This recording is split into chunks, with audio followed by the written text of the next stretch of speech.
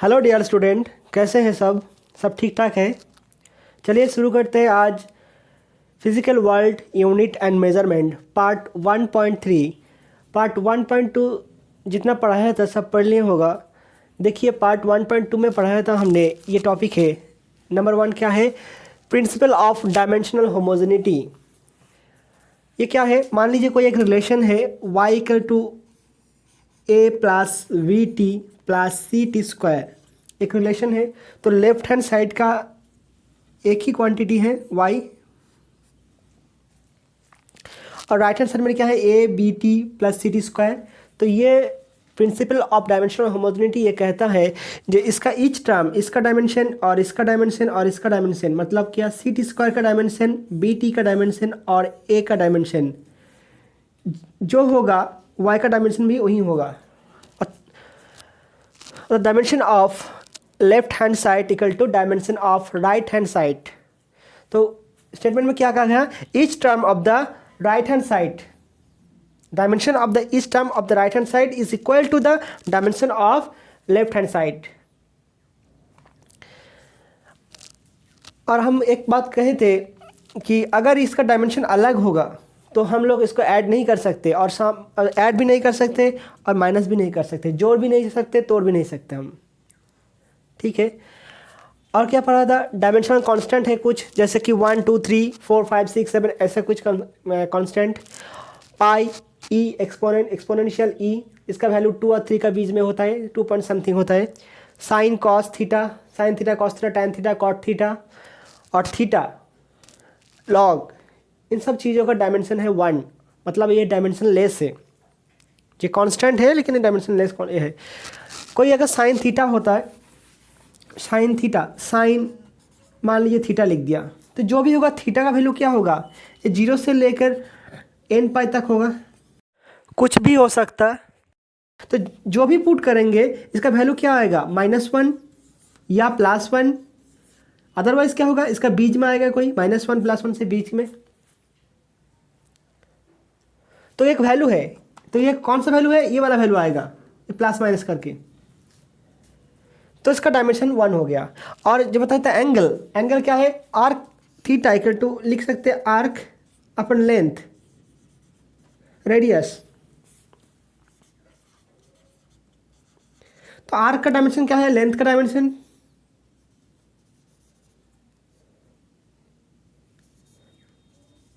और ये भी लेंथ। तो रेडियस का डायमेंशन और लेंथ का डायमेंशन सेम है, आर्क वो भी लेंथ का डायमेंशन का सेम है। तो क्या होगा, कट जाएगा, इसका डायमेंशन क्या आया 1। तो थीटा का डायमेंशन भी 1। तो इसका बगल में जो भी रहेगा, मान लीजिए साइन लिखा हुआ ax plus B x square plus c, अगर ऐसा है कुछ टर्म तो क्या होगा, इसका पूरा टर्म का क्या होगा, डायमेंशन लेस होगा, मतलब dimension of A x plus B x square plus C equal to 1 होगा। और ये भी लिख सकते हैं हम, dimension of A x plus equal to dimension of B x square equal to dimension of C equal to 0। क्योंकि अगर इस पूरा टर्म का डायमेंशन 1 होगा तो ये भी डायमेंशन लेस है, ये भी डायमेंशन लेस है और ये भी डायमेंशन लेस है। तो 3 डायमेंशन लेस क्वांटिटी को हम ऐड किया, और क्या है, सेम टाइप का क्वांटिटी होगा, अगर नहीं होगा तो ऐड नहीं कर सकते हम। तो इसका डायमेंशन, इसका डायमेंशन, इसका डायमेंशन, तीनों का डायमेंशन इक्वल है। तो dimension of X equal to dimension of B x square plus dimension of C X, C equal to 1, sorry 0 लिख दिया, 1 होगा, ठीक है। अगर ये प्लस करके लिखा हुआ, तो अगर ये मान लीजिए प्लस ना लिख कर इनटू लिखा हुआ, तो हम ऐसा नहीं लिख सकते। हम उसी टर्म का लिख सकते हैं जो प्लस या माइनस लिखा हुआ, प्लस अदरवाइज माइनस, ठीक है।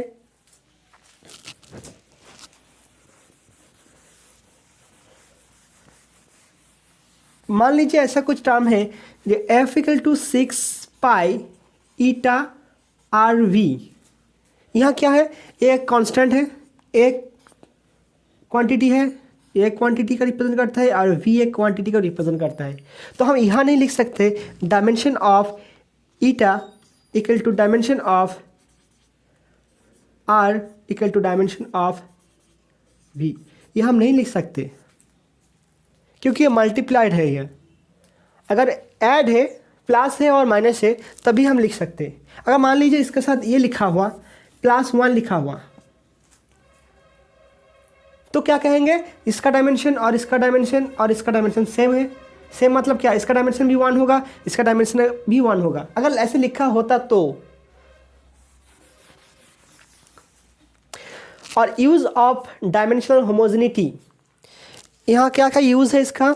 नंबर 1 है चेकिंग द इक्वेशन, मतलब इक्वेशन करेक्ट है या रॉन्ग है। मान लीजिए क्या है, एग्जाम्पल लिया था s equal to U T plus half A T square. 2-3 लोग ही सिर्फ होम असाइनमेंट किया था, बाकी सब पता नहीं क्या करते हैं घर में, सिर्फ गेम खेलते हैं शायद। s equal to U T plus half A T square, ये इक्वेशन सही है गलत है, कैसे फैसला लेंगे हम, क्या देखेंगे, इसका डायमेंशन निकालेंगे। डायमेंशन ऑफ s क्या होगा, ये l होगा। इसका डायमेंशन क्या होगा, dimension of U T, U का मतलब क्या है velocity, L T to the power -1, T का मतलब क्या है टी, कितना होगा l, ये क्या होगा dimension of A T square, क्या होगा इसका डायमेंशन ऑफ ए का मतलब क्या है, सॉरी ये क्या होगा acceleration L T to the power -2 और टी क्या है टी स्क्वायर, क्या हुआ l। तो सभी का डायमेंशन सेम आ गया, तो हम कह सकते हैं कि तो इसका डायमेंशन इक्वल टू इसका डायमेंशन इक्वल टू इसका डायमेंशन, मतलब ये इक्वेशन सही है। ठीक है,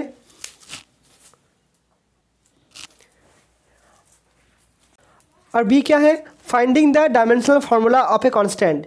कुछ कांस्टेंट होता है वो डायमेंशनलेस नहीं होता है, जैसे यहाँ पे कुछ कांस्टेंट लिखा हुआ है, इसका डायमेंशन 1 है, लेकिन कुछ कांस्टेंट है उसका डायमेंशन कुछ होता है फार्मूला, तो उसी को हम dimensional formula dimensional homogeneity use करके निकालेंगे हम।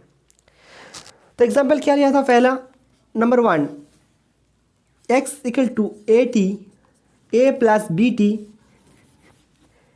ए plus we T plus C T square, ऐसा कुछ था। ठीक है, तो क्या होगा, अगर देखिए सब प्लस करके लिखा हुआ तो हम क्या लिख सकते हैं, dimension of s equal to dimension of a equal to dimension of B T equal to dimension of C T. तो यहाँ से हम क्या a का डायमेंशन भी निकाल सकते हैं, b का डायमेंशन भी निकाल सकते हैं और c का डायमेंशन भी निकाल सकते हैं, और निकाला था। और इसका डायमेंशन क्या दिया हुआ l। हमने एक गलती कर दिया था, यहाँ भी मैंने a लिख दिया था, यहाँ भी a लिख दिया था, वो करेक्शन कर लेना। ठीक है, तो यहीं से हम डिनोट किया, फाइंड किया था dimension of a, dimension of b and dimension of c। और क्या था example p minus A V square v minus B equal to N R T. इसका यहाँ a और v का डायमेंशन निकालने देते हैं, तो क्या करेंगे हम, देखिए यहाँ p के साथ a माइनस वी स्क्वायर, यहाँ क्या है सब्सट्रैक्ट है। अगर सेम क्वांटिटी है तभी सब्सट्रैक्ट कर सकते हैं हम, अदरवाइज नहीं कर सकते। तो हम क्या लिख सकते हैं, dimension of p equal to dimension of A V square. यहाँ से हम लिखे थे क्या, मतलब ये सेम क्वांटिटी है इसलिए यहाँ सम किया था मैंने, मतलब सब्सट्रैक्ट किया था। अगर सेम नहीं होता तो सब्सट्रैक्ट नहीं कर सकते। क्या बताए थे, 10 गाय माइनस 5 गोट, ये हम नहीं कभी नहीं कर सकते। हम लिख सकते हैं 5 काऊ और 5 गोट, कुछ भी नहीं लिख सकते क्योंकि हम इसको सब्सट्रैक्ट नहीं कर सकते, सेम क्वांटिटी नहीं है। तो अगर सेम क्वांटिटी हो तभी हम ऐड और सब्सट्रैक्ट कर सकते हैं। ठीक है, तो ये दोनों सेम क्वांटिटी है, तो dimension of p equal to dimension of A V square. यहाँ से डायमेंशन ऑफ ए का डायमेंशन ऑफ a मिल गया था, और देखिए डायमेंशन ऑफ v और डायमेंशन ऑफ v, ये दोनों भी सब्सट्रैक्ट हुआ, तो dimension of v equal to dimension of v मतलब वॉल्यूम। ठीक है, तो यहाँ से v का डायमेंशन भी निकल आया था। और देखिए लिखा था क्या, x equal to A T square, A T square plus B by T C. यहाँ ए बी और सी का डायमेंशन निकालना था, यहाँ सी का टी प्लस सी लिखा हुआ, मतलब क्या है टी और सी सेम क्वांटिटी है इसलिए तो ऐड किया, तो टी का डायमेंशन और सी का डायमेंशन इक्वल करके सी का डायमेंशन निकाला था। और यहाँ देखिए dimension of X equal to dimension of A T square equal to dimension of B by T लिखा था, क्योंकि सी का डायमेंशन और टी का डायमेंशन सेम इसलिए dimension of B by T लिखा था, वहाँ से dimension of B dimension of ए मिल गया था मुझे। और देखिए एक था v equal to V not 1 minus E to the power V T, v equal to V not 1 minus E to the power V T minus V T.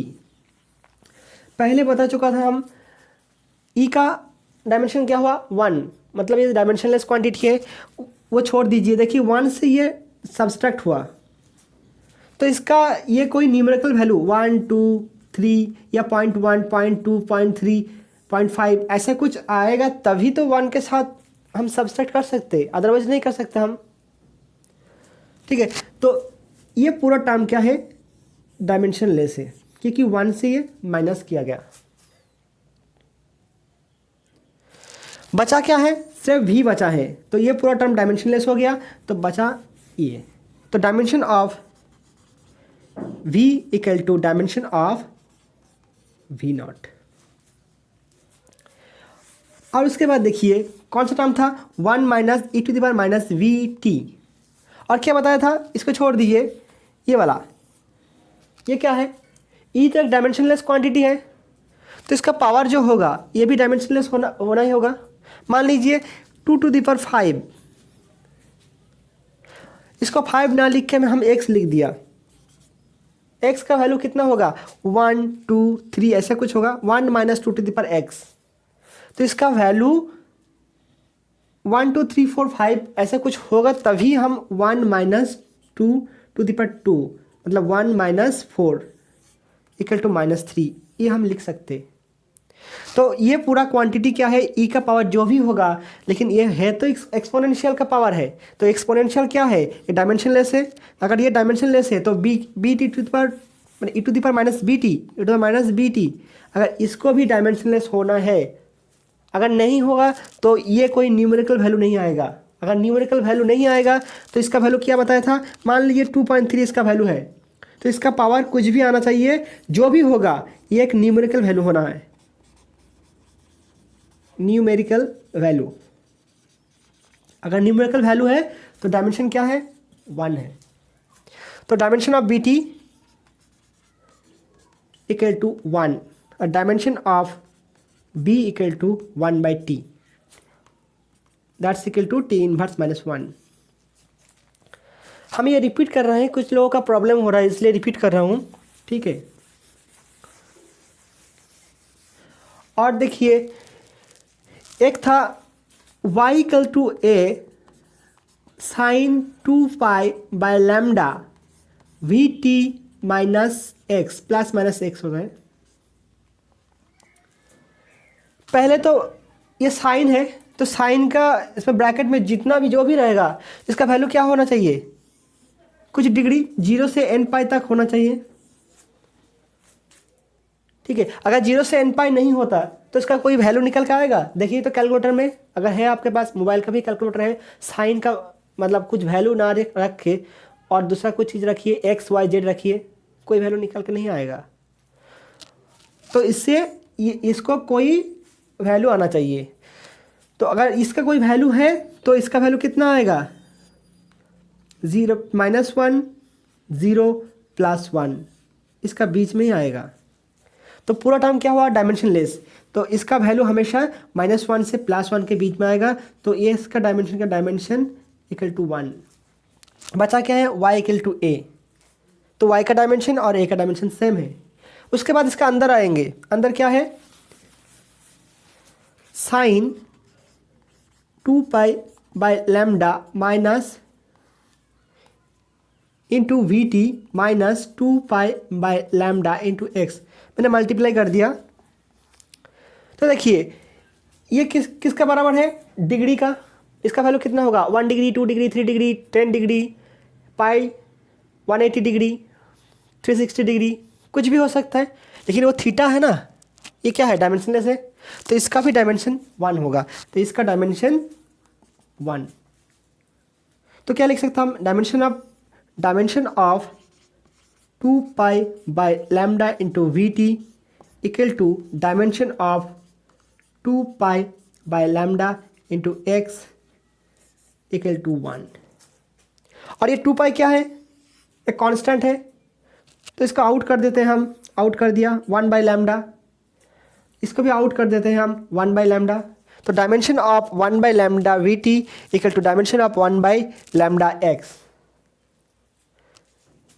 ठीक है, तो यहाँ से हमें लैम्डा का वैल्यू डायमेंशन पता चल जाएगा, क्योंकि एक्स से क्या लेंथ है, तो लैम्डा का डायमेंशन मिल जाएगा यहाँ से। तो यहाँ से डायमेंशन ऑफ लैम्डा लेकर यहाँ पुट कर दीजिए, यहाँ डायमेंशन ऑफ वी का मिल जाएगा, वी का डायमेंशन क्या है, मिल जाएगा।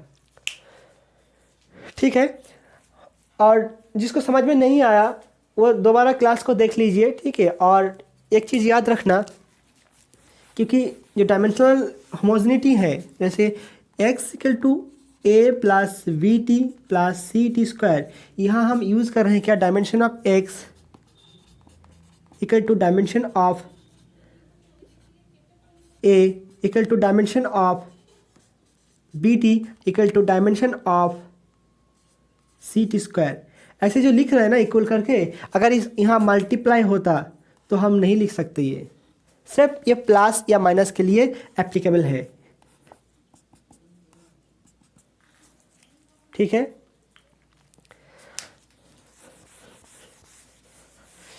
देखिए आज स्टार्ट करेंगे converting the system of unit another system, one system to another system, मतलब सीजीएस और एसआई में कन्वर्ट करेंगे हम, और driving the relationship among the different quantities, और रिलेशन निकालेंगे। जैसे मान लीजिए t equal to 2 pi under root of L by g, शायद ये पहली बार देख रहे हो, ये क्या है, टाइम पीरियड है, और ये 2 पाई एक कांस्टेंट है, एल मतलब लेंथ है, और जी है gravitational constant, acceleration due to gravity, acceleration due to gravity बाद में डिस्कस करेंगे। चलिए आज का टॉपिक स्टार्ट करते हैं।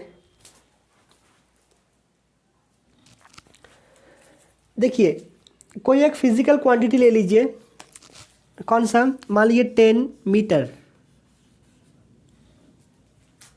ठीक है, 10 मीटर एक फिजिकल क्वांटिटी ले लिया, और मान लीजिए 5 न्यूटन। तो पता चल रहा है क्या है ये, 10 मीटर, ये क्या है, लेंथ हो गया, और 10 का क्या है, इसका मैग्नीट्यूड आया, तो ये है मैग्नीट्यूड, मैग्नीट्यूड, ये भी मैग्नीट्यूड है।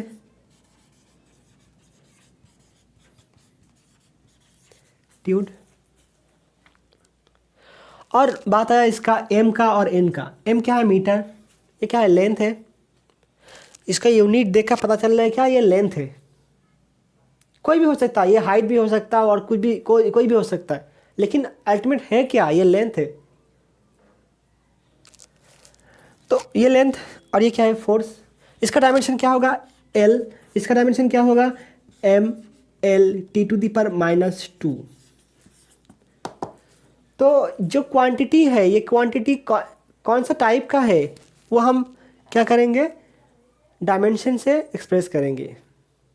यहाँ भी एल से एक्सप्रेस किया, तो क्या पहले हुआ क्या, मैग्नीट्यूड, उसके बाद डायमेंशन। वो किस टाइप का क्वांटिटी है उसे हम डायमेंशन से रिप्रेजेंट करेंगे। तो क्या आया, इसका मैग्नीट्यूड मतलब मान लीजिए u, और इसका डायमेंशन m टू दी पर 0, l टू दी पर l, t टू दी पर 0। तो ये आया क्वांटिटी। ठीक है, क्वांटिटी जो भी है सीजीएस और एसआई, मान लीजिए इसका अगर सीजीएस में ले लेते हैं तो क्या होता, 10 के साथ कुछ मल्टीप्लाई होता, इंटू 100 क्या होगा, सेमी। देखिए यहाँ यूनिट चेंज हो गया, यहाँ पे लिखा हुआ मीटर, यहाँ हो गया क्या, सेंटीमीटर। इसका वैल्यू चेंज हो गया, ये हम मान लीजिए n1 और ये n2, वैल्यू चेंज हो गया। इसका n1 लिख लेते हैं। हमें ये वैल्यू को निकालना है। अगर सीजीएस और एसआई से कन्वर्ट करेंगे तो वैल्यू क्या होगा, इसका यूनिट चेंज हो रहा है। डायमेंशन क्या ले लेंगे, सीजीएस में ले लेंगे क्या, m2 L2 L1 और T1 किसी भी क्वांटिटी का ले लिया। इसका ए बी सी, जैसे कि ए का पावर यहाँ क्या है 0, बी का पावर क्या है 1 और टी का पावर क्या है, सी का पावर क्या है 0। और एस आई में ले लेंगे क्या, m2 L2 T2 ये एस आई में ले लेंगे, सी जी एस में ले लेंगे। और यहाँ वैल्यू क्या होगा n2। तो देखिए यहाँ क्या 100 लेंथ, मान लीजिए इसका लेंथ 10 मीटर था, 10 मीटर, ठीक है। तो सीजीएस में क्या आया 100,000 सेंटीमीटर और एसआई में क्या आया 10 मीटर। लेकिन है तो दोनों चीज़ एक ही, सेम इसी का लेंथ है। तो ये क्वांटिटी और ये क्वांटिटी दोनों तो सेम है। मान लीजिए क्वांटिटी क्यू है, सीरीज में रिप्रेजेंट किया कैसे, N1 M1 A L1 B T1 C, ये सीजीएस में है, equal to N2 M2 A L2 B T2 C। इसका वैल्यू क्या है 10 है, इसका वैल्यू क्या है 1000 सेंटीमीटर। लेकिन दोनों चीज़ क्या है, ये चीज़ क्या है, ये क्वांटिटी है, फिजिकल क्वांटिटी ये वाला है, इसका लेंथ ही है ना, और तो कुछ नहीं। इसका मान लीजिए 5 न्यूटन है, तो सीजीएस में क्या होगा, हम क्या जानते हैं 1 न्यूटन इक्वल टू 10⁵ डाइन। तो 5 न्यूटन क्या होगा 5 × 10⁵ डाइन। क्या हुआ, वैल्यू चेंज हुआ। तो सीजीएस में इसका डायमेंशन मान लेंगे और एसआई में डायमेंशन मान लेंगे और इसी तरह लिख देंगे। और हमें क्या निकालना है, इसका N2 का वैल्यू या कभी N1 का वैल्यू निकालना है। लेकिन है क्या, ये दोनों चीज़, ये 5 × 10⁵ डाइन और 5 न्यूटन दोनों सेम है, सब सिस्टम ऑफ यूनिट चेंज हुआ। तो हमें क्या निकालना है, जैसे कि 1 न्यूटन इक्वल टू 10⁵ डाइन, ये वैल्यू हमको निकालना है। और मान लीजिए 1 जूल इक्वल टू 10⁷ आर्ग, ये वैल्यू हमें निकालना है 10⁷। मतलब N1 और N2 का वैल्यू हमें निकालना है। ठीक है, चलिए इसका जनरल फार्मूला निकाल लेते हैं। Late consider a physical quantity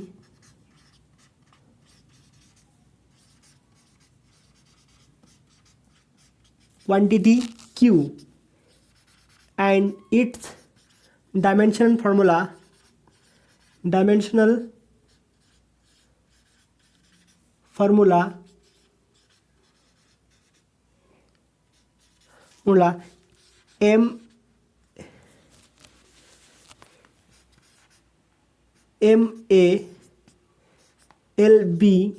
MALBTC।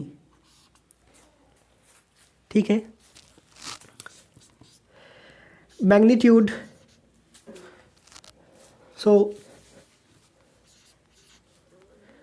quantity can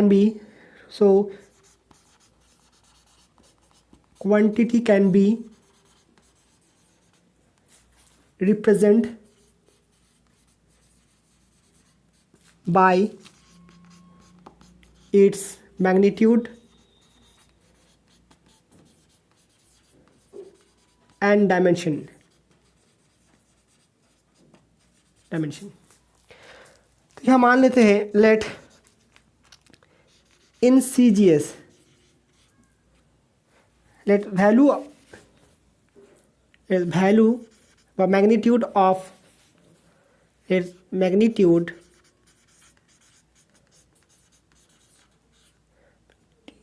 of Q in CGS equal to N1 and dimension क्या होगा, मान लिया M1A L1B T1C। ठीक है, सिर्फ वन लिखा है तो CGS और SI को डिफाइन करने के लिए, लेकिन होगा सेम डायमेंशन, दोनों यूनिट में सेम है, इसमें कोई CGS SI का कोई मैटर नहीं है। And SI, in SI magnitude N2 and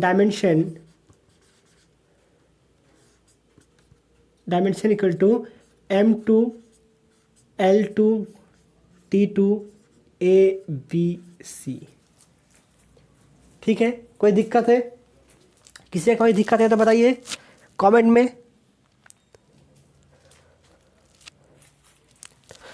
इसके बाद क्या लिखेंगे? इसका वैल्यू और डायमेंशन मिलकर जो क्वांटिटी आएगा वो तो क्यू ही आएगा ना, और दूसरा कुछ तो कोई तो आएगा नहीं।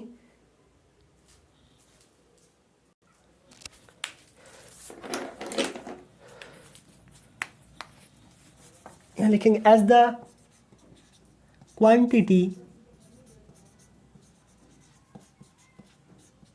Does not depend on unit system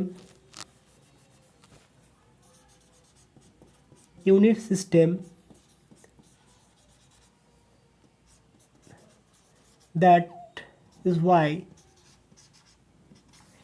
Q equal to हम क्या लिख सकते हैं? N1 M1 L1 T1 ABC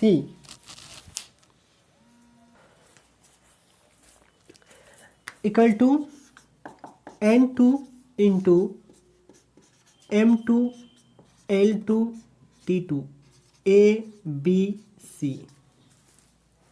उसके बाद देखिए, आपको अगर N1 का वैल्यू निकालने देंगे CGS का, तो तुम N1 के निकालना, अगर N2 का निकालना देते हो तो N2 निकाल लेना, कोई दिक्कत नहीं है।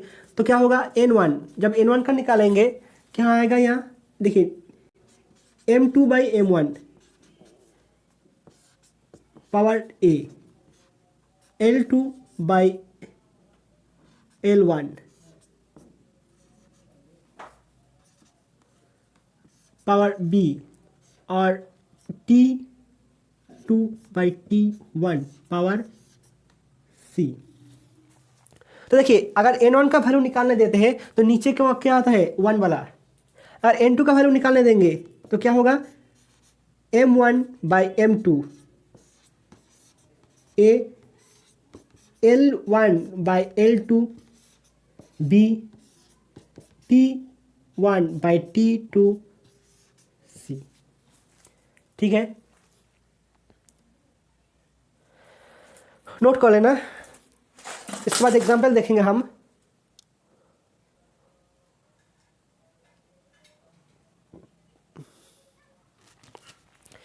तो find the density of Hg in SI, और गिवन क्या है? CGS में गिवन हुआ।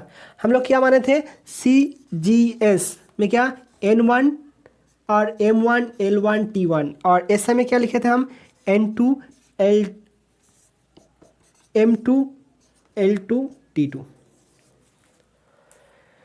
तो हमें क्या गिवन हुआ? N1 का वैल्यू क्या दिया हुआ? 13.6। N2 का वैल्यू कितना है हमें निकालना होगा। तो इसका पहले देखना क्या है, इसका डायमेंशन फार्मूला क्या है। तो dimension formula of density, dimensional formula of density क्या होगा? डेंसिटी मतलब क्या है? मास पर यूनिट वॉल्यूम। यहीं तो लिखते हैं density D equal to M by V, यहीं तो लिखते हैं मास पर यूनिट वॉल्यूम। क्या होता है मास? मतलब यहाँ M वॉल्यूम का क्या होता है? LQ M L to the power -3। ठीक है, क्या होगा? M L to the power -3। इसको हम ऐसे लिख लेते हैं M to the power 1 L to the power -3 T to the power 0। ऐसे लिखा तो A का वैल्यू कितना आया? A का वैल्यू क्या आया? 1, बी का वैल्यू कितना आया -3 और सी का वैल्यू कितना आया 0। इस सी का वैल्यू को लेकर कभी कोई तकलीफ नहीं होगा और उसमें कोई लेना देना नहीं है। अगर वैल्यू 3 हो या 4 हो या 5 हो या 6 हो या 1000 हो, ठीक है, और सी का वैल्यू 0 होना सेम बात है। ठीक है, तो हो गया। हमें n2 निकालना है, n2 निकालना है मुझे। क्या करेंगे, n2 equal to m1 by m2। ए का वैल्यू कितना आया 1, उसके बाद L1 बाई L2, v का वैल्यू कितना है -3 और T1 बाई T2, इसका वैल्यू कितना है 0। 0 का मतलब क्या हुआ 1 हो जाएगा।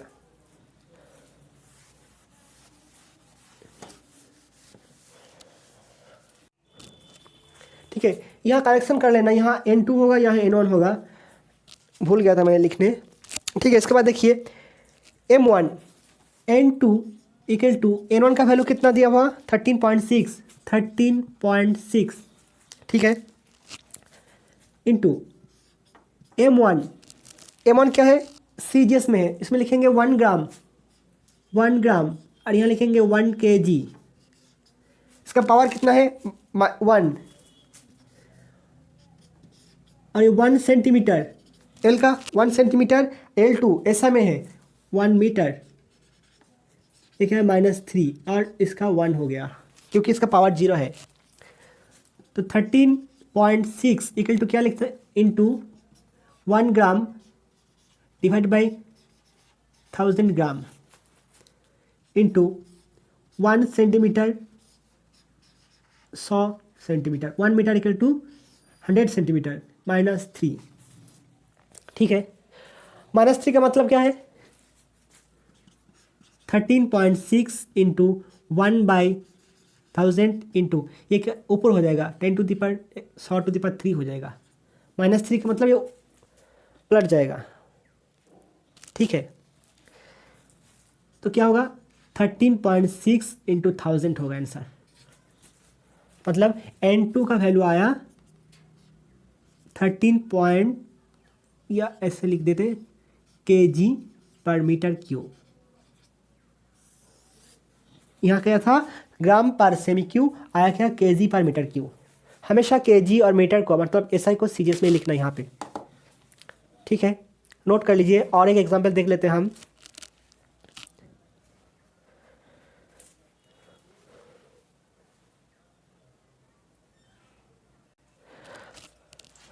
मान लीजिए यहाँ दिया हुआ 1 न्यूटन इक्वल टू हमस टाइम। कैसे निकालेंगे हम, देखिए ये क्या है SI में है और ये हमें CGS में निकालने दिया। तो यहाँ क्या n2 का वैल्यू दिया हुआ कितना है 1 और n1 का वैल्यू पता नहीं, ये क्या है 4 से। तो डायमेंशन ऑफ फोर्स कितना होगा mL/T⁻²। ठीक है, तो क्या आया इसका A का वैल्यू कितना आया 1, V का वैल्यू कितना आया 1 और T का वैल्यू कितना आया C का वैल्यू कितना आया -2। क्या निकालना है मुझे n1। तो क्या लिखेंगे n1 equal to n2 into क्या n1 निकालना है, नीचे m1 लिखेंगे m2 बाई m1 a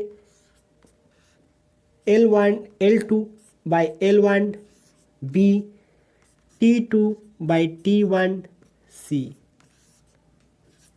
ठीक है, उसके बाद देखिए n2 का वैल्यू कितना है यहाँ 1 न्यूटन दिया हुआ, तो यहाँ लिखेंगे 1। अगर ये 10 न्यूटन देता है 10 न्यूटन तो इनका वैल्यू कितना होता है, इनका वैल्यू 10, तो यहाँ n2 का वैल्यू कितना होगा 10। ठीक है,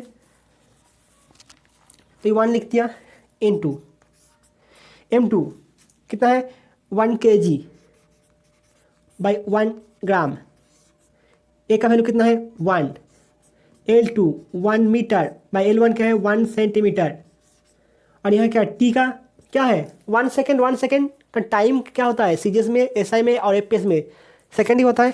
तो 1 सेकेंड इसका वैल्यू पावर 2। तो इसीलिए मैंने कहा था इसका पावर जो भी होगा कोई प्रॉब्लम नहीं होगा, उसमें कोई लेना देना नहीं है। N2 इक्वल टू 1 इंटू, देखिए इसको क्या करेंगे 1 kg मतलब 1000 ग्राम बाई 1 ग्राम इंटू -2 था। 1 मीटर मतलब 100 सेंटीमीटर वाई 1 सेंटीमीटर इंटू 1, क्योंकि 1 का पावर -2 मतलब 1 ही होता है। तो क्या आया 10⁵ 1 newton equal to 10⁵ dyne. Home assignment number 1, 100 dyne equal to how much newton find करना है। यहाँ क्या दिया हुआ N2 दिया हुआ, ठीक है, N1 का वैल्यू दिया हुआ, हमें N2 का निकालना है। डायमेंशनल फार्मूला यहाँ लिखा है। नंबर 2, 1 जूल या 10 joule equal to how much erg. ये जूल क्या है वर्क, इसका डायमेंशन फार्मूला क्या है, डायमेंशन ml² T⁻², मतलब क्या a का पावर 1, b का पावर 2 और c का पावर -2, ठीक है। तो यहाँ क्या N2 का वैल्यू क्या है 10 जूल मतलब 10, और N1 का वैल्यू निकालना है, ठीक है। जो समझा अभी नंबर 2 एग्जाम्पल वही कर पाएगा। आज जो नहीं समझा ज़रूर मुझे व्हाट्सएप में कॉल करना, कॉल नहीं मैसेज करना, या ज़रूरत हो तो कॉल भी कर सकते हैं, मतलब फ़ोन कॉल, व्हाट्सएप नहीं, ठीक है।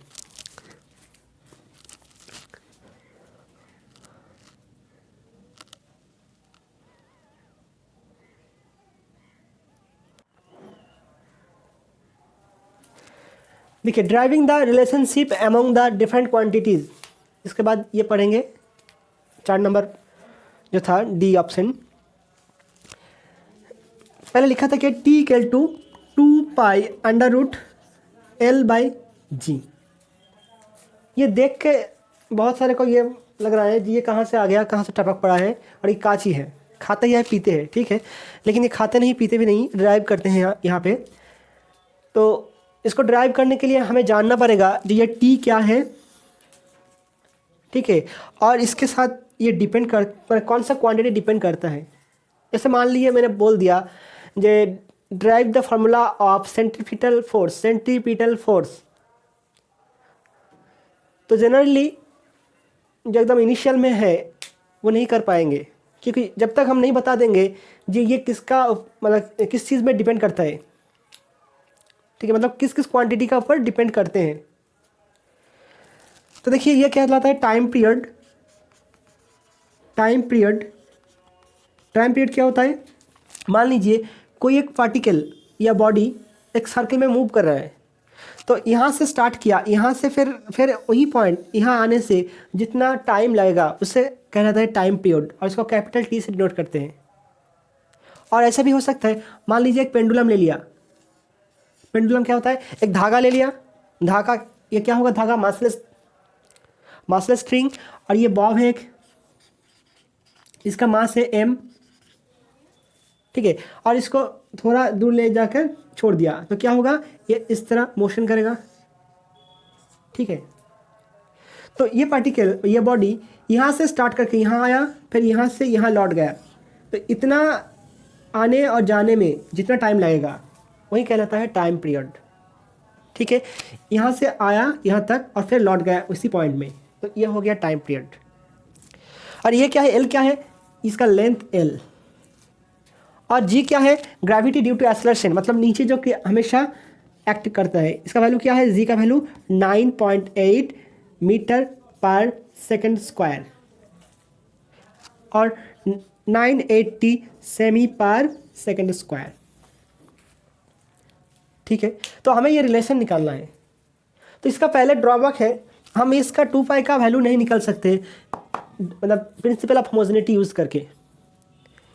ठीक है, तो देखिए हम थोड़ा रिवर्स में जा रहा हूँ। तो हम क्या लिख सकते हैं, टी इक्वल टू ये लिख सकते हैं 2 पाई लिख सकते हैं हम। देखिए यहाँ क्या लिखा है, L to the power half लिख सकते हैं हम, और जी टू दी पर हाफ ये लिख सकते हैं, नहीं लिख सकते। देखिए इस रूट को हटाकर हाफ लिख दिया। रूट का मतलब क्या होता है, root x equal to x to the power half, same चीज़ है। तो इसका हम ऐसे भी लिख सकते हैं 2 pi L to the power half ji to the पर माइनस हाफ कर दिया, ये ऊपर जाएगा तो माइनस हाफ हो जाएगा। ठीक है, टी ये कांस्टेंट है, तो हम ये लिख सकते हैं t equal to k into L to the power half ji to the पर माइनस हाफ, ये भी लिख सकते हैं हम। और हम ये भी लिख सकते हैं t equal to t proportional to l to the power half और t proportional to g to the power half, ऐसा भी लिख सकते हैं। जाइए देखिए यही मिल जाएगा। तो हमें क्या होगा, यहाँ से स्टार्ट करना है और यहाँ तक आना है, मतलब इसको ड्राइव करना है। हमें क्या बता देगा, मुझे ये दे देगा एल और जी, मतलब ये टी टाइम पीरियड है, किसका ऊपर डिपेंड करते हैं, dependency of time period L और जी ये गिवन होगा। ठीक है, तो हम ऐसे लिखेंगे और डायमेंशनल फार्मूला यूज़ करेंगे, यूज़ करके इसका हम क्या लिखेंगे, और t equal to proportional to हम ये लिख सकते के इंटू, देखिए यहाँ एल है तो एल का पावर ए लिखा और जी लिखा जी का पावर बी, ऐसे लिखेंगे। और इसका डायमेंशन और इसका डायमेंशन पुट करेंगे, पुट करके ए और बी का वैल्यू निकालेंगे, वैल्यू निकाल के पुट कर देंगे तो ऐसा आ जाएगा। चलिए देखते हैं। देखिए time period of a simple pendulum depends on length of the string and gravitational acceleration and mass of the bob, इन तीनों के ऊपर डिपेंड करते हैं। तो find the relations among them, relation हमें निकालना है। तो हम पहले क्या लिख सकते हैं, दैट वी कैन राइट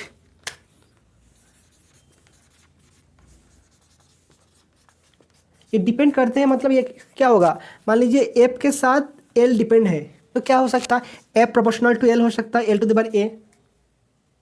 ए का वैल्यू क्या हो सकता है, ए का वैल्यू +1 हो सकता है, ए का वैल्यू +-1 +-2 ऐसा हो सकता है। और क्या ए का वैल्यू क्या होता है, 1/+-n, ये भी हो सकता है, कोई भी हो सकता है।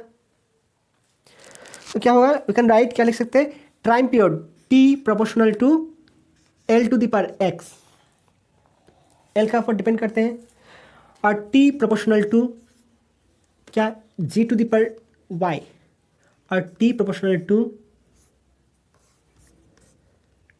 M to the power z. ठीक है, प्रोडक्ट में बी रिटन एज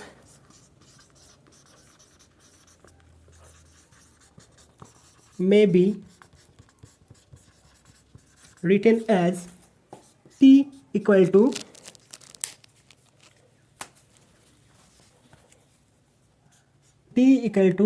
K। देखिए यहाँ पे K लिख दिया, और L टू दी पर A, G टू दी पर X मान लेते X Y, और M टू दी पर Z। यहाँ K क्या है,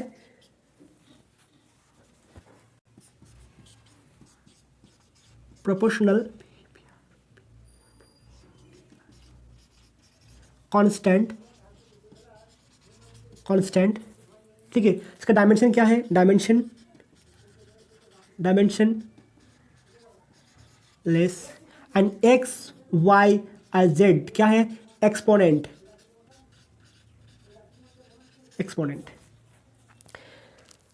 ठीक है, कोई दिक्कत है, देखिए डिपेंड कर रहे हैं इसलिए मैंने ये लिख दिया, डिपेंड कर रहे हैं मतलब क्या, कुछ तो होगा पावर, इसका 1 भी हो सकता है 0। अगर मान लीजिए ऐसा हुआ T equal to K L to the power 0, मतलब क्या है, इसका वैल्यू 1 हो गया, तो 1 हो गया मतलब क्या है, ये L के ऊपर डिपेंड नहीं करते हैं।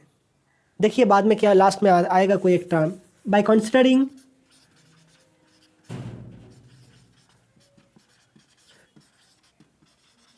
डायमेंशन ऑफ बोथ साइड का डायमेंशन, अगर मान लीजिए ये सही रिलेशन है तो क्या होगा, लेफ्ट हैंड साइड का डायमेंशन और राइट हैंड साइड का डायमेंशन सेम होगा। ठीक है, x equal to a x plus b y plus c z ऐसे अगर लिखा होता तो क्या होता, इसका डायमेंशन इक्वल टू इसका डायमेंशन इक्वल टू इसका डायमेंशन इक्वल टू इसका डायमेंशन।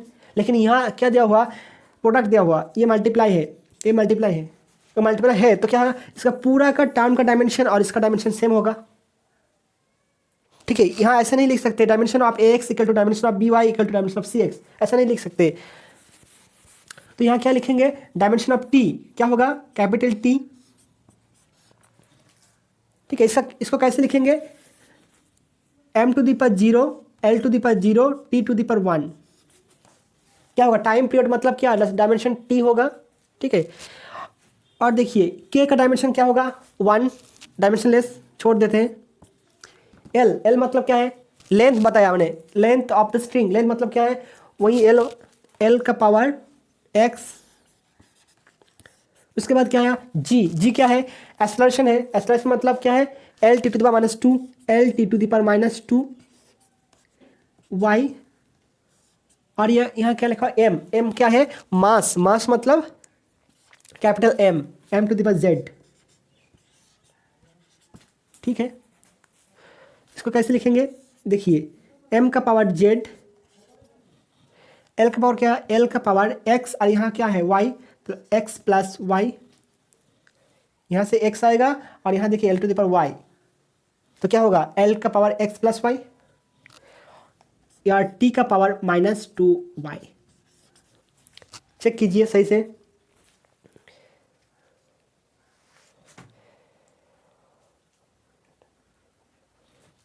इसके बाद देखिए दोनों साइड का डायमेंशन हम इक्वेट करेंगे, तो on equating the dimension both side. ठीक है, तो क्या आएगा, ऑन बोथ साइड। देखिए यहाँ m का पावर क्या है, 0 है, इधर m का पावर क्या है, z है, तो यहाँ से हम लिख सकते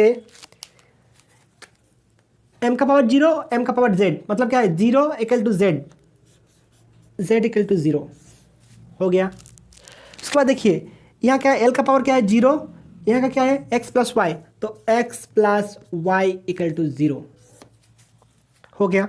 उसके बाद देखिए यहाँ t का पावर क्या है, 1 है, या क्या है, -2y, तो -2y इक्वल टू 1, यहाँ से आएगा y इक्वल टू -हाफ। ठीक है, अगर y इक्वल टू -हाफ है तो क्या होगा, x इक्वल टू कितना होगा, x minus half equal to 0, मतलब x इक्वल टू हाफ, मतलब x इक्वल टू हाफ। इसको यहाँ पुट कर देने से x इक्वल टू हाफ आ जाएगा। ठीक है, ये ऐसे नोट कर देते हैं, अदरवाइज प्रॉब्लम हो जाएगा। ठीक है, सॉरी, इसको नोट कर लिया होगा, नोट कर लेना, मिटा दिया था मैंने गलती से। तो देखिए रिलेशन कौन सा है, ये वाला, तो हम क्या लिख सकते हैं, t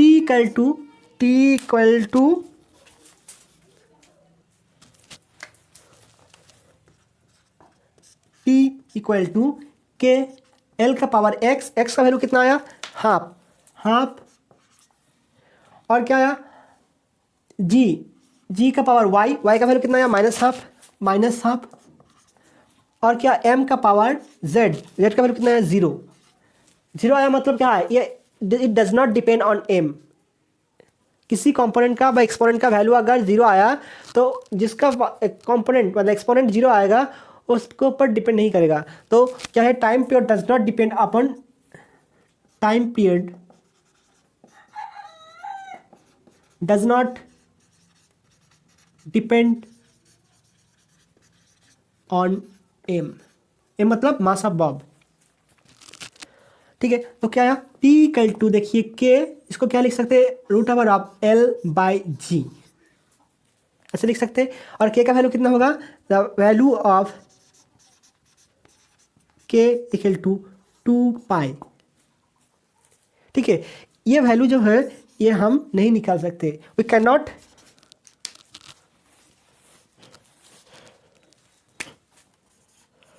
not find the value of proportional constant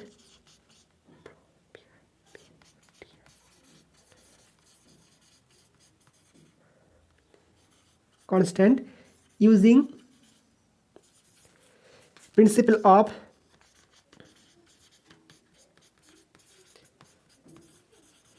होमो। ये इसका एक ड्रॉबैक है। ड्रॉबैक हम पढ़ेंगे, लिमिटेशन पढ़ेंगे, ये एक लिमिटेशन है। ठीक है, ये बाद में भी लिखेंगे हम।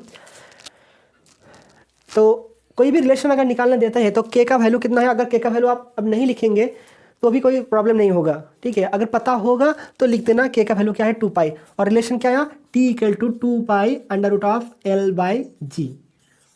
ठीक है, अगर नहीं पता है तो के यही लिख देना, नोट कर लेना। ठीक है, और एक एग्जांपल लेंगे।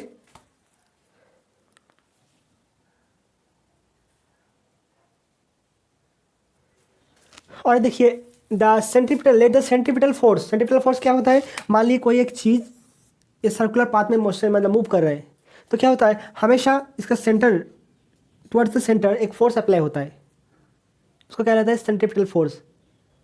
देखिएगा अगर बास में या बाइक में अगर टर्निंग लेते हैं हम तो क्या करते हैं, हम हिल जाते हैं। ऐसे अगर मतलब सीधे रास्ते में ऐसे जा रहे हैं तो यहाँ क्या होगा, ऐसे हिलेंगे। क्यों हिलेंगे, इस फोर्स को बैलेंस करने के लिए। अगर बास में है तो बास में देखिएगा जब बास टर्निंग लेगा सर्कुलर पाथ में, तो अगर इस ऐसा पाथ में टर्निंग ले रहा है तो जो पैसेंजर होता है वो इस साइड हिल जाता है, बाहर साइड, बाहर की तरफ। बाहर की तरफ कौन सा फोर्स लगता है, सेंट्रीफ्यूगल, और यह है क्या पेटल, सेंट्रीपिटल। तो यह सेंट्रीफ्यूगल और सेंट्रीपिटल का फोर्स का क्या है, मैग्नीट्यूड सेम है, मैग्नीट्यूड सेम लेकिन डायरेक्शन अपोजिट है। ये इस तरह है और ये बाहर की तरफ है। और क्या है, एक है रियल फोर्स और एक है स्यूडो फोर्स।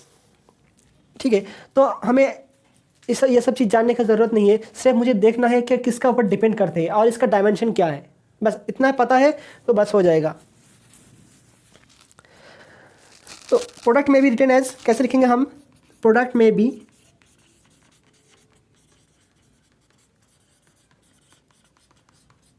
रिटर्न एज कैसे लिखेंगे, देखिए सेंट्रीपिटल फोर्स किसका ऊपर डिपेंड करते हैं, एम बी और आर। तो हम क्या लिखेंगे, f proportional to m to the power a लिख सकते हैं, l to the power B,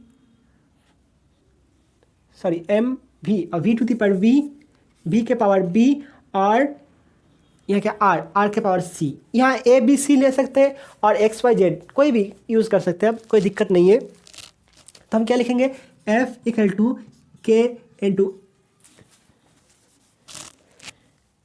M के पावर ए, वी के पावर बी और आर के पावर सी, जहाँ क्या है के है डायमेंशनलेस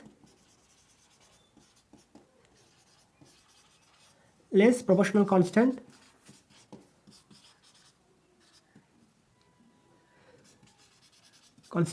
और ए बी सी है एक्सपोनेंट। ठीक है, हम क्या करेंगे, डायमेंशन लिखेंगे बोथ साइड का by considering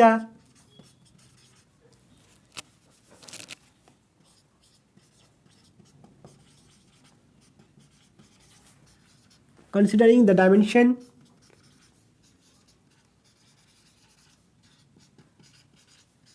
on both side। लिखेंगे फोर्स का डायमेंशन क्या है, बहुत बार लिख चुके हैं हम, M L T to the power minus 2। M का मतलब क्या है, इसका 1 है, इसका 1 है, कुछ नहीं है मतलब 1 है, इक्वल टू के का डायमेंशन क्या है, डायमेंशन लेस लिखा हुआ 1 हो गया। क्या एम का डायमेंशन क्या है, मास का m, m to the power a, उसके बाद क्या है वी, वेलोसिटी, वेलोसिटी क्या है l T to the power minus 2, l T to the power minus 2, sorry l T to the power minus 1, b, और आर का क्या है, आर मतलब length, l to the power c. तो इसको कैसे लिखेंगे, देखिए यहाँ एम अकेला है तो इसको ए लिख दिया, एम टू द पावर ए। यहाँ देखिए एल अकेला नहीं है, इसके साथ पावर बी भी है और सी भी है, मतलब बी भी है, ठीक है। एल का पावर बी प्लस सी। और टी देखिए, टी का पावर क्या है, -1 है, -1 से बी मल्टीप्लाई है तो क्या होगा, -b। इसके बाद क्या करेंगे, इक्वेट कर देंगे डायमेंशन। तो on equating the dimension on both side, क्या लिखेंगे, देखिए यहाँ m का पावर a है, यहाँ कितना है 1 है, तो a इक्वल टू 1। यहाँ देखिए b प्लस c है, l का पावर यहाँ कितने 1 है, मतलब b plus c equal to 1। और यहाँ देखिए क्या है, -b है, -2 है, तो -b इक्वल टू -2, मतलब b इक्वल टू 2। अगर b इक्वल टू 2 है तो यहाँ से ड्रॉ करेंगे तो c कितना होगा, c इक्वल टू 1 - 2 मतलब -1। c का वैल्यू कितना आया, -1। तो क्या लिख सकते हैं हम, इसको नोट कर लीजिए ये वाला।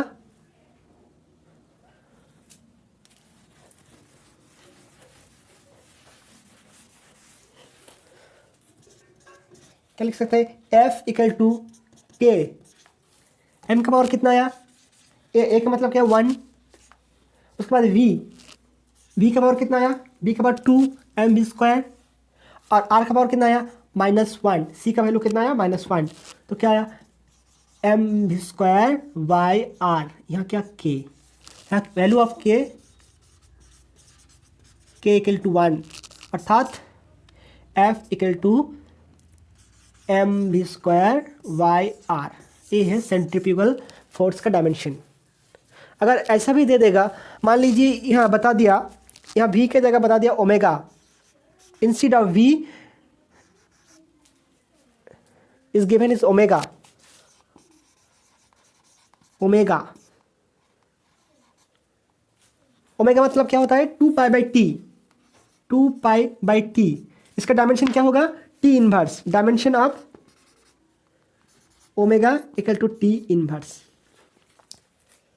ठीक है। तो ऐसे लिखना, v की जगह क्या लिखेंगे, ओमेगा पावर क्या है b, और यहाँ जो लिखा हो l t to the power -1 लिखा हुआ होगा, यहाँ लिख देना क्या, t का पावर -1, ऐसे लिखेंगे। तो ऐसे भी a b c का वैल्यू निकालेंगे और यहाँ पुट कर देंगे तो ये वाला रिलेशन आ जाएगा, f इक्वल टू m⍵²r, ऐसा आ जाएगा, ठीक है। ट्राई करना, v के जगह ओमेगा लिखना, ठीक है। ओमेगा है क्या, एंगुलर वेलोसिटी या एंगुलर फ्रीक्वेंसी भी कर सकते हैं, एंगुलर वेलोसिटी ओमेगा। तो जहाँ पे लिखा हुआ डिपेंड्स ऑन द वेलोसिटी, वहाँ लिखना depends on the angular velocity, क्या है omega. Find the relationship among them, तो यहाँ आ जाएगा ओमेगा, यहाँ आ जाएगा ओमेगा मतलब क्या है, t टू द -1, वैल्यू निकालेंगे और फाइनली ये आ जाएगा, ठीक है। नोट कर लेना ये।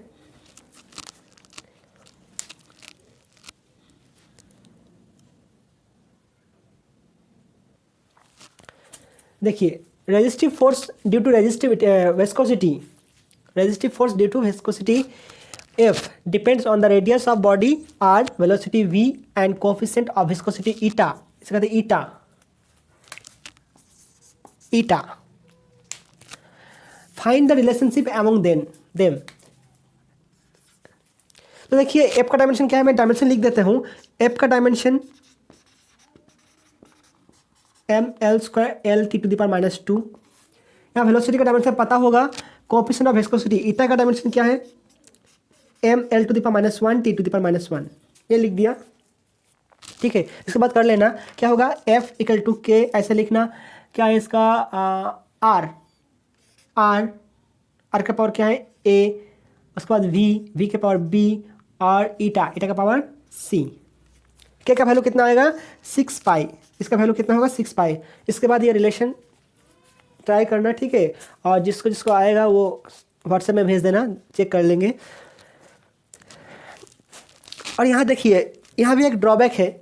यहाँ देखिए, अगर मान लीजिए 3 है, देखिए 1 2 3, हमेशा f क्या है 1 2 3, जितना भी लिया है 3 क्वांटिटी के ऊपर डिपेंड है। अगर 3 से ज़्यादा हो जाएगा ना तो हमें निकालने के लिए प्रॉब्लम हो जाएगा। वहाँ इक्वेशन क्या आ जाएगा, 4 आ जाएगा, तो यहाँ प्रॉब्लम होगा। तो यह एक ड्रॉबैक है। उसके बाद देखिए ये प्रॉब्लम हम कराऊंगा और सेम टाइप का और एक प्रॉब्लम मैं नेक्स्ट क्लास में कराऊंगा, ठीक है।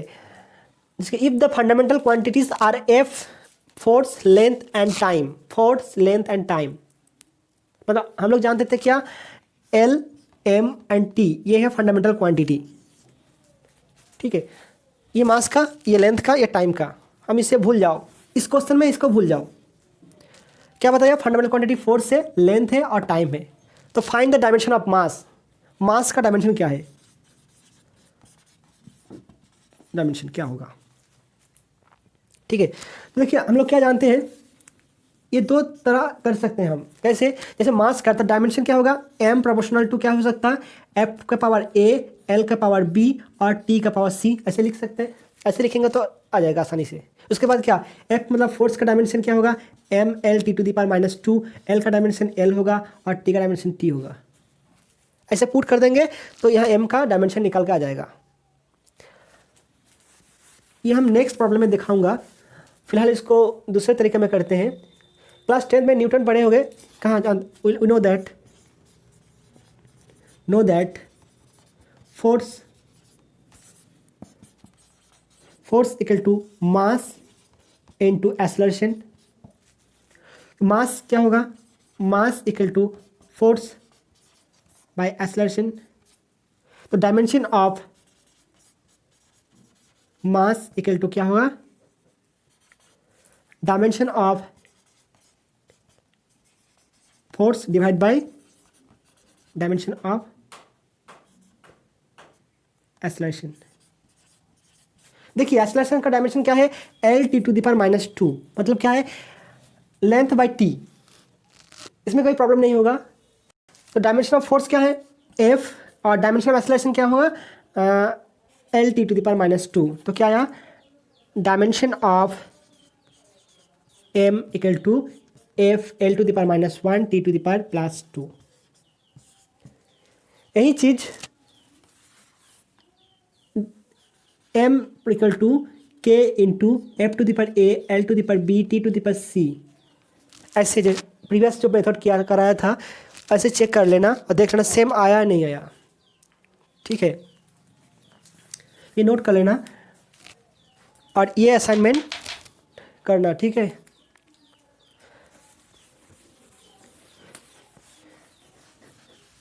देखिए इसका भी एक मतलब जो प्रिंसिपल ऑफ होमोजेनिटी है, इसका लिमिटेशन क्या क्या है, मैंने 2-3 बताया था, और भी 2-3 है।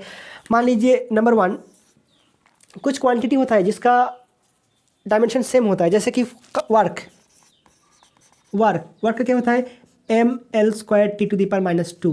टॉर्क, इसका डायमेंशन भी ml² t to the power -2, ठीक है। तो इन सब चीज़ों को हम डिफाइन नहीं कर सकते, मतलब एक इक्वेशन में ये दोनों चीज़ है तो हम इसको मतलब अलग नहीं कर सकते जी कौन सा फोर्स है कौन सा वर्क है, कौन सा टॉर्क है कौन सा वर्क है। अगर सेम क्वांटिटी मतलब जिसका डायमेंशन सेम है, अगर वो क्वांटिटी एक फार्मूला में है तो हम इसको डिफाइन नहीं कर सकते और हम अलग नहीं कर सकते, ठीक है। नंबर 2 क्या है, मान लीजिए ऐसा कुछ रिलेशन है F इक्वल टू मान लीजिए AT² प्लस B, ऐसा कुछ रिलेशन है BT मान लीजिए प्लस करके लिखा हुआ। तो जैसे कि हम T इक्वल टू 2π√L/G और F इक्वल टू 6π/RV ऐसे कुछ रिलेशन था, ये जो रिलेशन निकाला था ये वाला रिलेशन नहीं निकाल सकते हम क्योंकि प्लस है। अगर किसी ऐड करके लिखा हुआ तो हम ये रिलेशन नहीं निकाल सकते, लेकिन ये अगर मल्टीप्लाई से है तो हम निकाल सकते। और तीसरा पॉइंट क्या है, यह कितना है 3 वेरिएबल है, अगर 3 से ज़्यादा होगा तो निकालने के लिए मुश्किल हो जाएगा, ठीक है, निकालना मुश्किल हो जाएगा। और एक क्या बताया था, यह जो प्रोपोर्शनल कांस्टेंट है t इक्वल टू जैसे k लिखा था, इसका वैल्यू हम निकाले थे नहीं निकाले थे, पुट कर दिया था, तो इसका वैल्यू हम नहीं निकाल सकते डायमेंशनल फार्मूला से, ठीक है। तो हम लिख लेते हैं फार्मूला, डायमेंशन लिमिटेशन लिख लेते हैं, नोट कर लेना, ठीक है। देखिए यह मैंने 5 लिखा, लिमिटेशन ऑफ डायमेंशनल एनालिसिस। पहला क्या है, numerical value of a physical equation can not be determined using it. मान लीजिए कोई एक इक्वेशन दिया हुआ x equal to A t plus B t square plus B t, मान लीजिए a plus B T plus 5t square. ये 5 क्या है? एक डायमेंशनलेस क्वांटिटी है। मान लीजिए यहाँ लिखा हुआ c, तो ये c लिख दिया, c डायमेंशनलेस क्वांटिटी, तो इसका वैल्यू हम नहीं निकाल सकते, ठीक है। और मान लीजिए कोई एक रिलेशन लिख रहा है जैसे area a equal to pi r square, इसका पाई का वैल्यू भी नहीं निकाल सकते, कोई कांस्टेंट का वैल्यू हम नहीं निकाल सकते। और एक चीज़ क्या है, सेम चीज़, value of proportionality constant can not be obtain, पहले बताया था। जैसे निकालता T equal to 2 pi under root of L by G, यह क्या प्रोपोर्शनलिटी कांस्टेंट के, इसका वैल्यू हम नहीं निकाल सकते, ठीक है। उसके बाद क्या है, if any quantity depends more than 3 quantities, अगर तीन से ज़्यादा मतलब 4 क्वांटिटी से अगर डिपेंड करते हैं, मान लीजिए क्यों एक क्वांटिटी है, डिपेंड करते हैं क्या, X to the power A, Y to the power B, Z to the power C और W to the power D, ऐसे हुआ 4 क्वांटिटी से डिपेंड करते हैं, मतलब एक्स का ऊपर वाई और जेड और डब्ल्यू के ऊपर डिपेंड करते हैं। तो यहाँ क्या होगा, डिफ़िकल्टी हो जाएगा निकालने में, ठीक है। और क्या है, this is not applicable to trigonometric exponential logarithm and logarithm relation. मान लीजिए कोई रिलेशन में एक लिखा हुआ x equal to a sine 2 pi omega t minus plus minus k x, तो ये रिलेशन हम नहीं निकाल सकते, कभी नहीं निकाल सकते ये यूज़ करके। और इसके बाद क्या है, we can not distinguish those quantity which has dimension same, जैसे वर्क और टॉर्क, इन दोनों क्वांटिटी को हम अलग नहीं कर सकते, ठीक है। देखिए कौन सा वर्क है और कौन सा टॉर्क है। और एक बताया था, कोई अगर रिलेशन मान लीजिए v equal to u plus a t और s equal to U T plus half A T square, ये रिलेशन हम नहीं निकाल सकते डायमेंशनल एनालिसिस यूज़ करके, ठीक है। ये रिलेशन नहीं निकाल सकते, लेकिन क्या है, ये इक्वेशन करेक्ट है या रॉन्ग है ये हम कह सकते, लेकिन ये रिलेशन नहीं निकाल सकते, ठीक है। ये डायमेंशनल क्वांटिटी का प्रिंसिपल ऑफ होमोजेनिटी का लिमिटेशन है, और इसको पढ़ लीजिएगा। नेक्स्ट क्लास में और एक कराऊंगा रिलेशन, ठीक है।